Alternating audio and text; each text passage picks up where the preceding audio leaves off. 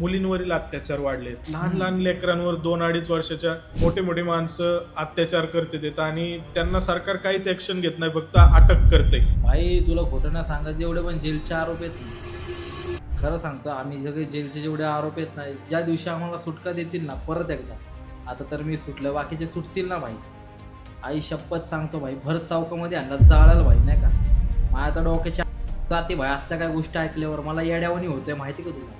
एवढाच कंड असेल ना यांचा, जाऊ दे ना बुधवार पेठेमध्ये, तिकडे तुमच्या आई तिकडं मी म्हातारे बितारे सगळे बघितले नसते आणि मला कळलं असतं ना गोष्टी अशा घडल्यात, आणि तो अजून लॉकअप बिकअपला असू दे ना तर जेलला बिल्ला असू दे, कुठं पण असू दे भाई, तिथंच कापला असता भाई.